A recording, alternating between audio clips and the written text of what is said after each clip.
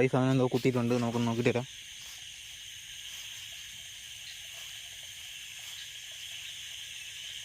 കണ്ടോടാ കണ്ടോടാ. ഓ ഗൈസ്, അതൊരു ചെറുമീനാണ്. ഓ കൊള്ളാം. ഓ സീനേ,